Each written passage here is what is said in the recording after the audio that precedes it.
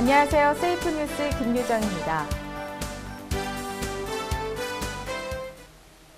교육부는 학생의 발달 단계를 고려한 체계적인 안전교육 7대 표준안을 마련해 학교에 제공한다고 밝혔습니다. 이번에 제공하는 학교 안전교육 7대 표준안은 한국교육개발원에 위탁한 연구 결과를 토대로 유아에서 고교까지 학생 발달 단계에 맞춰 체험 중심으로 개발됐습니다.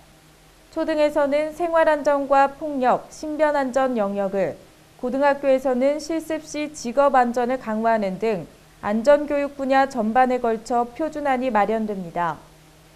7대 영역은 생활안전 및 교통안전, 폭력, 신변안전, 약물 인터넷 중독, 재난안전, 직업안전, 응급처치 등입니다. 또한 교육부는 학교급에 따른 표준안 내용 체계도 및 교사의 수업 활용을 돕기 위해 수업 지도안도 제공하기로 했습니다. 학교에서는 올해부터 교과 및 창의적 체험 활동 시간을 활용해 체계화된 안전교육을 실시하게 됩니다. 또한 이와 별도로 학생들의 참여, 체험형 안전교육 사례 발굴을 위해 전국 51개의 안전교육 시범학교도 운영할 예정입니다. 산림청은 최근 전국으로 확산되고 있는 소나무 재선충병을 올해 재발생률을 30% 이하로 낮추고 2017년까지는 관리 가능한 수준으로 완전 방제를 달성할 것이라고 밝혔습니다. 현재 산림청은 현장 관리 감독 강화를 위해 완료 사업장에 대한 방제 품질 점검을 하는 지역 담당관, 재선충병 피해가 많은 9개 지자체에 상주하며 방제 현장을 직접 관리하는 책임 담당관을 현장에 지정 배치하고 있습니다. 이 밖에 소나무 재선충병 발생 피해에 대해 신속하고 효율적인 방제를 위한 소나무 재선충병 방제특별법 개정 등 제도 개선을 추진할 계획입니다. 특별법 개정에는 재선충병 발생의 신속한 예찰과 상시 모니터링을 위한 국가 단위 모니터링 시스템 구축, 보전 가치가 높은 소나무림과 반복적 피해 발생 지역 등에 대한 국가 관리 감독 기능 강화, 산지 전용지에서 발생하는 소나무류의 처리 강화, 모두배기 등 효율적 방제 방법의 신속한 시행을 위한 조치 방안 마련 등이 포함될 예정입니다. 특히 재선충병 방제 방법의 다양화와 실용화 제고를 위해 현실에 맞지 않는 품셈을 현실에 맞게 개정하고 중요문화재 구역, 보존 가치가 높은 소나무림 등 지역적 여건 및 상황을 반영한 차별화된 방제 전략을 수립하여 실제 방제 현장에 적용될 수 있도록 할 계획입니다. 산업계의 화학안전 관리 역량을 높이기 위해 현장 방문 1:1 맞춤형 상담, 유해성 시험자료 생산 제공, 장외 영양평가서 작성 지원, 공동등록 지원 등으로 구성된 중소기업 지원 사업을 본격 추진한다고 밝혔습니다. 이번 지원 사업은 화학물질의 등록 유해성 평가와 유해 화학물질 취급시설 장외 영양평가 등 올해 신설되거나 강화되는 제도에 대해 산업계의 이행 부담을 낮추기 위해 마련됐습니다. 전체 화학업체의 96%를 차지하고 있는 15,000여 곳의 중소기업에게 이번 지원 사업은 화학물질 등록 절차의 이행과 장외 영양평가서를 작성할 때 겪는 어려움을 해소시킬 수 있을 것으로 전망됩니다. 업체의 시험자료 생산에 대한 비용 부담을 해소하기 위해 국내 중소기업이 주로 제조하는 36종 화학물질의 유해성 시험자료를 환경부가 생산해 보유하고 저가의 비용으로 사용할 수 있도록 지원합니다. 또한 연간 100톤 이상 화학물질 제조 수입자가 화학물질 등록 시 제출해야 하는 위해성 평가 자료와 유해 화학물질 취급시설을 설치하기 전에 제출하는 장외 영양평가서의 작성을 지원합니다. 이와 함께 위해성 평가 자료를 제출해야 하는 중소기업 300곳을 선정해 평가자료 작성에 필요한 화학물질의 사용 용도와 용도별 노출 시나리오를 작성해 줍니다. 환경부 관계자는 올해부터 3년간 매년 100억 원 이상의 예산을 투입해 중소기업의 화학물질 안전관리 역량을 높일 계획이라며 화학법령 이행을 위한 다각적인 중소기업 지원 사업을 통해 화학사고 예방 효과도 높아질 것이라고 말했습니다. 국민안전처는 품질 검증을 받지 않고 납품된 사실이 밝혀져 착용이 보류된 특수방화복 19,000벌에 대해서 품질 검사를 하지 않고 현장에서 퇴출시키기로 했다고 밝혔습니다. 안전처는 검사를 받지 않은 5,365벌을 비롯해 2013, 2014년에 납품된 방화복 19,318벌을 모두 앞으로 소방 현장에 투입하지 않을 계획이라며 추후 보조 인력의 작업용 등으로 활용하는 방안을 검토하겠다고 밝혔습니다. 앞서 전국 소방서에 검사를 받지 않는 방화복이 지급됐다는 의혹이 제기됐고 안전처가 조사를 벌인 결과 사실로 드러남에 따라 즉시 착용 금지 조치를 내린 데 이어 이번에 전량 퇴출 결정을 내렸습니다. 안전처는 무검사 방화복이 무더기 납품되는 사태가 재발되지 않도록 날인과 함께 모든 방화복에 고유 품번을 찍는 방안을 검토하고 있습니다. 이와 함께 방화복 부족 사태가 일어나지 않도록 지방자치단체와 함께 방화복 조기 구입 방안을 논의할 계획입니다. 안전처 관계자는 제품마다 다른 번호가 부여되기 때문에 문제가 생겼을 때 추적이 가능하고 날인을 조작하더라도 쉽게 드러나기 때문에 위조 행위를 차단하는 효과가 있을 것이라고 말했습니다.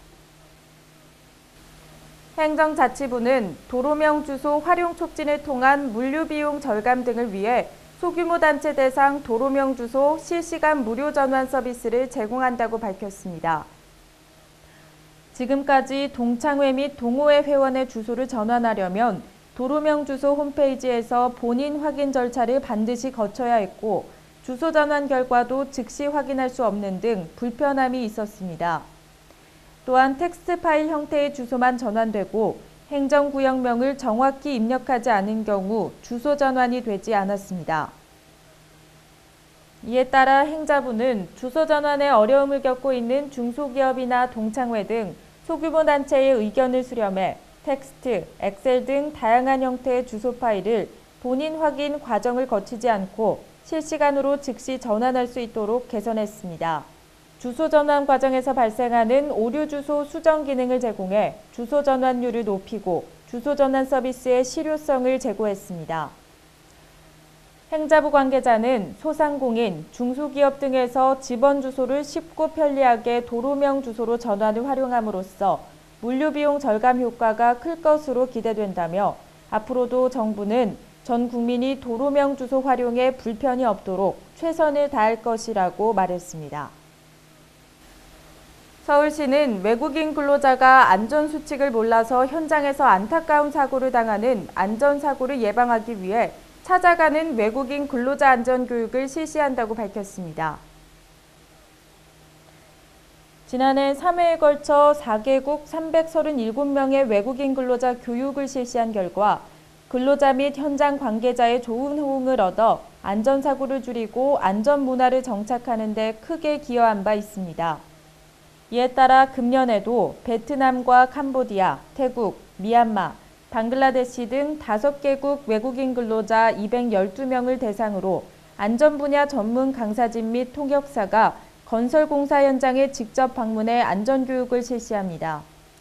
교육은 기본적인 안전수칙, 안전한 작업 방법, 장비 사용 시의 안전대책 등을 외국인 근로자들이 쉽게 이해할 수 있도록 사진과 실제 발생한 사례 위주로 실시해 교육 효과를 최대한 높일 계획입니다. 서울시는 이와 함께 건설 현장에서 발생하는 안전사고를 예방하기 위해 베트남과 캄보디아, 태국, 미얀마 등 4개국어로 제작된 외국인 근로자 안전 매뉴얼 책자 1000부를 외국인 근로자들에게 배포할 예정입니다. 서울시 도시기반시설본부장은 어렵고 힘든 일을 하는 외국인 근로자를 직접 찾아가는 안전교육을 확대 실시하겠다며 외국인 근로자뿐만 아니라 모든 근로자가 스스로 안전의 중요성을 인식해 위험 요인을 제거하는 안전문화 의식을 고취시키도록 노력하겠다고 밝혔습니다. 국가인권위원회는 노인의료 복지시설 이용자에 대한 확대 예방과 인권 보호를 위해 시설 설치 기준을 강화하고 표준화된 장기 요양 서비스 제공 기준을 마련할 것을 보건복지부에 권고했다고 밝혔습니다. 인권위는 공공 노인의료복지시설이 부족한 상황에서 민간 영리시설이 인건비 절감을 위해 저금 요양보호사를 고용하는 등 과당 경쟁으로 장기 요양 서비스 질이 저하돼 이용자가 피해를 보고 있다고 지적했습니다. 인권위에 따르면 전국 노인의료복지시설 중 공공부문이 차지하는 비율은 2.3%에 그친 반면 민간 부문의 영리 목적 개인 소유 시설은 66.7%로 나타났습니다. 공공 노인의료 복지시설이 부족한 가운데 노인 학대는 증가했습니다. 2013년 노인학대 현황 보고서에 따르면 노인의료복지시설을 비롯한 생활시설의 학대 발생 비율이 2005년 2.3%에서 2013년 7.1%로 증가했습니다. 인권위는 시설 이용자의 인권 보호를 위해 표준화된 장기 요양 서비스 제공 기준이 시급하다면서 서비스의 질적 수준이 확보될 수 있도록 시설 설치에 대한 기준을 강화하는 방안도 필요하다고 지적했습니다. 또한 노인 학대에 대한 신고 의무자 직업군을 확대하고 서비스에 대한 전문성 확보를 위한 종사자 교육, 시설의 평가제도 개선 및 평가 결과에 대한 사후 관리 수행, 상시 지도 감독, 평가가 이행될 수 있는 체계 수립이 필요하다고 강조했습니다. 국토교통부는 군안형 특수자동차 불법 사례비 처분 기준 마련 등을 골자로 하는 화물자동차 운수사업법 시행령 및 시행규칙 일부 개정안을 마련해 입법 예고한다고 밝혔습니다. 우선 국토부에 따르면 화물자동차 운수사업법 개정으로 행정처분 근거가 신설됨에 따라 처분 기준이 마련됐습니다. 군안형 특수자동차 운송사업자와 자동차 관리사업자 간 부당한 금품을 주고받을 경우 1차, 2차 위반 시 사업 일부 정지, 20에서 50일 또는 과징금 180에서 360만 원, 3차 위반 시 허가 취소 처분이 가능해졌습니다. 또한 군안 차량 부당요금 피해 방지를 위해 분쟁 발생이 빈번한 군안 장비 사용료 기준을 구체화하고 차량 소유주의 군안 비용 사전 통지를 의무화했으며 운송시장 질서 회복을 위해 불법 등록 적발 차량을 당초 허가된 차량으로 원상 회복 명령 근거도 마련됐습니다. 한편 화물운송 종사 자격 연령 기준을 현행 21세 이상에서 20세 이상으로 운전 경력을 현행 3년 이상에서 2년 이상으로 완화하고 주선사업자 자가용 유상운송 주선금지 규정 신설, 우수화물 정보망 인증 수수료 규정을 신설했습니다. 금융감독원은 청소년에게 친숙한 온라인 기반의 금융교육의 일환으로 이러닝 콘텐츠 중학교 생활금융을 개발해 보급한다고 밝혔습니다. 금관원에 따르면 중학교 생활금융은 중학교 금융교과서 생활금융 지필진 교사 등 전문가 의견을 수렴 및 반영해 학생이 자기주도적으로 학습할 수 있도록 학습 이유 및 학습 목표 제시, 학습 활동 실시, 자기평가, 정리의 과정으로 만들어졌습니다. 중학생 연령 및 수준에 맞는 사례 및 소재를 다양하게 활용하고 캐릭터 설정, 애니메이션 효과 등을 통해 금융을 친근하고 재미있게 설명해 학습 흥미를 유도하고 스스로 진로를 탐색할 수 있는 기회를 제공했습니다. 금감원 금융교육개발팀장은 이번 콘텐츠는 중학교 금융교과서인 생활금융 지필진과 교사 등 전문가 의견을 수렴 반영해 완성도를 높였다며 금융교육 표준안을 토대로 5개 단원 17개 주제로 구성해 자유학기제 등 학기 단위 수업에 적합한 체계로 만들어졌다고 설명했습니다. 식품의약품안전처는 주류업체가 안전하고 위생적인 주류를 생산할 수 있도록 지원하기 위해 주류 분석과 안전관리 교육이 가능한 전문기관 대상으로 주류안전관리 지원센터를 운영한다고 밝혔습니다. 주류안전관리지원센터는 개별 업체별 맞춤형 안전관리 교육, 기기 분석 등을 통해 규모가 작은 주류업체의 안전관리 능력 향상을 지원하기 위해 추진됐습니다. 주류업체의 접근성을 고려해 중부권과 호남권, 영남권, 권역별 각 1개씩 총 3개의 주류안전관리 지원센터를 운영하게 됩니다. 식약처는 주류 제조업체의 안전관리 취약 부분 개선을 위해 다양한 지원 프로그램을 제공할 계획이라며 주류안전관리지원센터의 지정 운영에 우수한 주류 관련 전문가들의 많은 관심과 지원을 당부한다고 밝혔습니다. 중소기업청은 여성기업 종합지원센터와 협력하여 여성기업인의 경영애로와 정책 아이디어 발굴을 위해 여성경제인 데스크를 전국 16개 여성기업 종합지원센터에 설치 운영한다고 밝혔습니다. 여성경제인 데스크는 여성기업인이 현장에서 직면하는 경영애로 해소와 정책 아이디어 건의를 위한 창구입니다. 중기청은 11개 지방 중소기업청의 과장급을 여성기업지원관으로 지정해 지역 여성경제인 데스크에 접수된 경영애로를 해소하고 지역 단위의 정책 아이디어 및 규제의 검토 해결을 지원하게 됩니다. 지역에서 해결이 곤란한 과제는 중기청이 관계부처의 협의를 통해 정책 아이디어 실현을 지원하는 등 효율적인 활동을 뒷받침할 계획입니다. 중기청 관계자는 그동안 여성기업인들이 대정부 정책권의 전담 창구가 없어 경영 애로사항을 터놓고 이야기하기가 어려웠다며 현장의 다양한 아이디어가 여성경제인 데스크를 통해 여성기업의 경쟁력 강화에 기여할 것으로 기대된다고 말했습니다.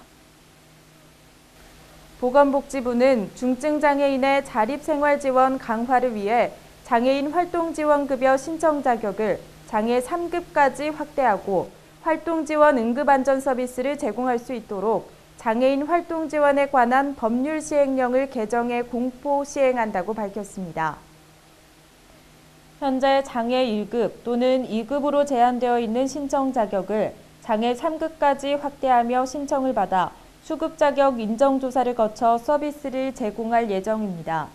또한 화재 등 응급 상황 발생 시 중증 장애인의 생명과 신체를 보호하고 자립 생활을 지원하기 위한 안전 대책으로서 활동 지원 응급 안전 서비스를 제공할 수 있는 법적 근거를 이번 시행령에 마련했습니다. 활동 지원 응급 안전 서비스는 장애인 활동 지원 급여 신청 자격을 갖춘 장애인이 1인 가구인 경우 가족인 가구 구성원이 모두 장애인이거나 18세 이하 또는 65세 이상인 경우 가족의 직장, 학교 생활 등으로 인해 보호가 필요한 경우 등에 해당되고 응급 안전 서비스가 필요하다고 인정되면 제공하게 됩니다. 현재 32개 지자체에서는 장애인 2,085명에게 활동 지원 응급 안전 서비스를 제공하고 있으며 2015년에는 46개 지자체 약 4,400명을 추가해 서비스 지역 및 인원을 확대할 계획입니다. 잠시 후 세이프 앤 포커스가 이어집니다.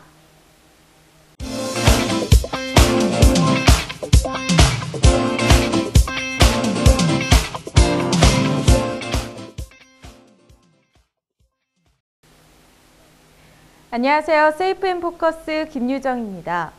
운전을 할 때 갑작스럽게 끼어드는 차량이나 반대편에서 전조등을 켜고 주행하는 차량 때문에 깜짝 놀란 경험 한 번쯤 있으시죠? 도로 위에서도 지켜야 할 매너가 있는데요. 오늘은 주행 시 운전자들이 손짓이나 램프 등을 이용해서 서로 소통하는 방법과 지켜야 할 예절에 대해서 알아보겠습니다.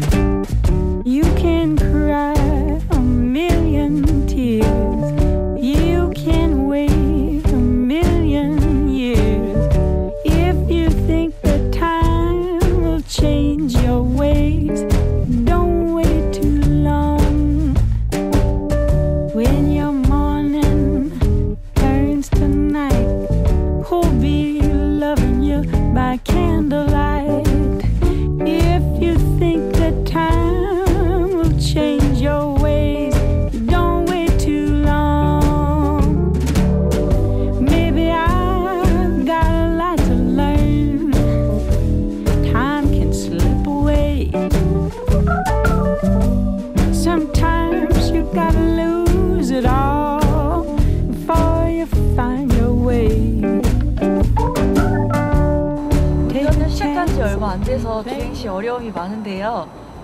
그럴 때 뭐 차선 변경을 할 때나 하면은 깜빡이를 켜는 것보다 이렇게 손으로 표시하는 게 더 효과적인 것 같아요.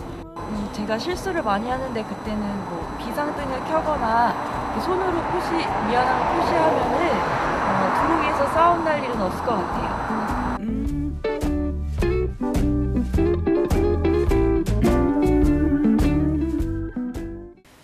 영어로 자동차와 에티켓을 합성시켜 카티켓이라고 불리기도 하는 도로 위 예절. 가장 중요한 것은 양보와 보행자가 우선이라는 마음가짐일 것입니다. 카티켓을 잘 지킨다면 안전은 물론 건전한 교통문화를 이끄는 데 큰 역할을 할 것입니다. 여러분의 평소 운전 습관은 어떤지 한번 되돌아보는 시간을 가져보는 것은 어떨까요? 오늘 준비한 스위프앤 포커스는 여기까지입니다. 시청해주셔서 감사합니다.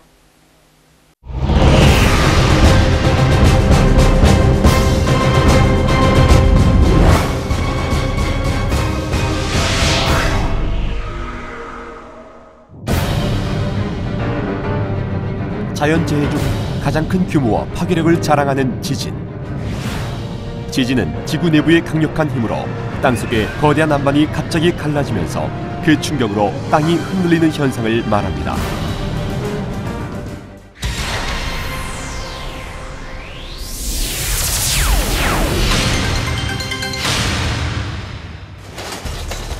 지진이 발생할 경우 크게 흔들리는 시간은 길어야 1, 2분. 그 시간 동안은 가구가 넘어지거나 물건이 떨어져 다치지 않도록 책상이나 테이블 밑으로 들어가 몸을 피합니다. 지진으로 인한 대부분의 부상은 떨어지는 물건들에 의한 부상입니다. 테이블 등의 다리를 꽉 잡고 몸을 보호하는 게 중요합니다.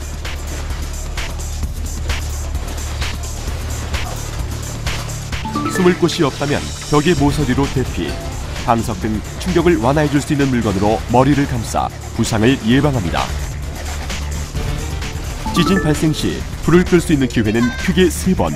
먼저 작은 흔들림을 느낀 순간 즉시 가스레인지나 난로 등에 불을 끕니다. 두 번째는 큰 흔들림이 멈췄을 때입니다. 크게 흔들릴 때는 물건이 떨어져 다칠 수 있어 흔들림이 멈춘 후 불을 꺼야 합니다. 마지막은 발화된 직후입니다. 1, 2분 내에 불을 끌 수 있도록 소화기나 소화용 큰 그릇을 항상 비치해 둡니다. 지진이 났다고 해서 서둘러 밖으로 뛰어나가면 안 됩니다. 진동 중에 섣불리 밖으로 뛰어나가면 유리창이나 간판 등이 떨어져 대단히 위험합니다. 특히 블록담이나 자동 판매기 같이 고정되지 않은 물건 등은 넘어질 우려가 있으므로 가까이 가면 안 됩니다.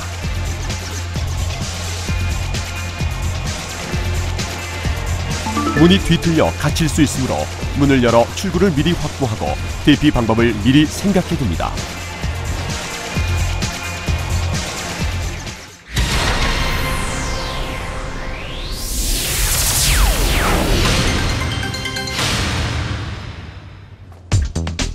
집 밖에 있을 때 지진을 느낄 경우 유리창이나 간판 등의 낙하물로부터 머리를 보호하는 게 우선입니다. 손이나 가방 등으로 머리를 보호하고 넓은 곳으로 이동합니다. 만약 빌딩가에 있을 때는 건물 안에 들어가는 것이 오히려 안전할 수도 있습니다.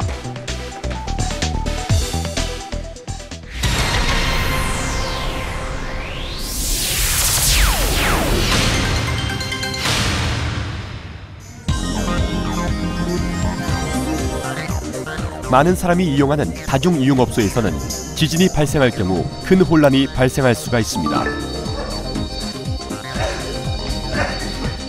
안내자의 지시에 침착하게 행동하고 만약 불이 났을 경우엔 연기를 마시지 않도록 자세를 낮추고 이동합니다.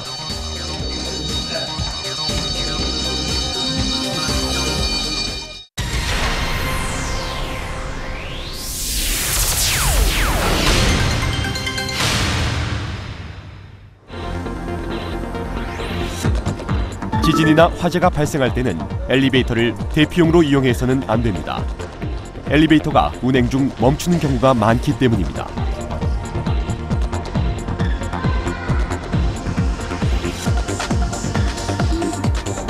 만일 엘리베이터를 타고 있다 갇혔을 경우 당황하지 말고 침착하게 인터폰으로 구조를 요청합니다. 살려주세요. 살려주세요. 돌에 갇혔어요. 여기 살려주세요.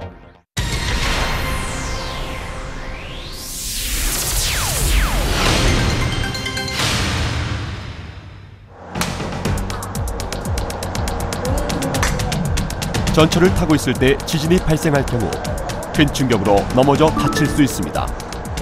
화물 선반이나 손잡이 등 고정된 물건을 꽉 잡아 넘어지지 않도록 주의해야 합니다.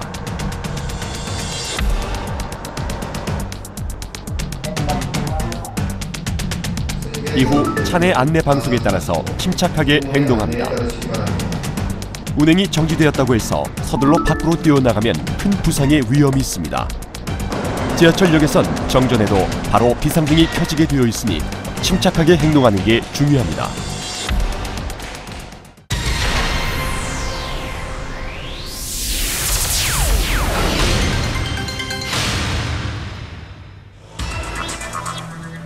자동차를 운전하고 있을 땐 타이어가 구멍난 듯한 상태가 돼 제대로 운전을 못하게 됩니다. 충분히 주의를 하면서 교차로를 피해 길 오른쪽에 정차합니다. 이때 대피하는 사람들이나 긴급 차량이 지날 수 있도록 도로의 중앙 부분은 비워둬야 합니다. 도심에서는 거의 모든 도로가 전면 통행 금지됩니다. 라디오의 정보를 잘 듣고 부근에 경찰관이 있으면 경찰관의 지시를 따릅니다. 대피가 필요할 때는 화재 발생 시 차 안에 불이 들어오지 않도록 창문은 닫고 자동차 열쇠는 꽂아둔 채 신속하게 안전한 곳으로 피신합니다.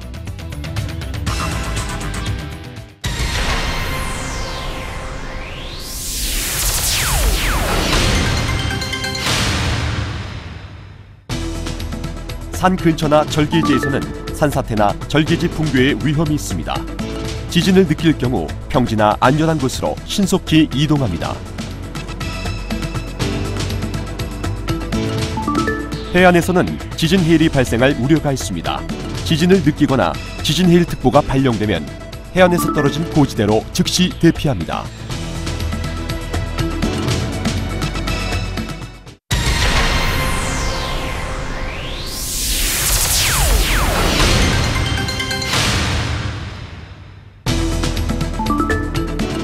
대규모 지진 시에는 많은 부상자가 발생하지만 정전이나 차량 정체 등으로 구조대나 의료기관도 평소와 같이 활동을 못하게 됩니다.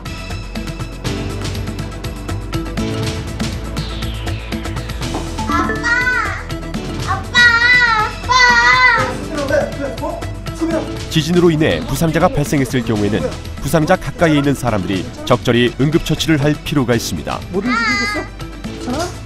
평소 응급처치법과 약품의 사용법을 미리 배워두고 구조가 될 때까지 부상 부위를 고정한 다음 안전한 곳으로 옮겨야 합니다.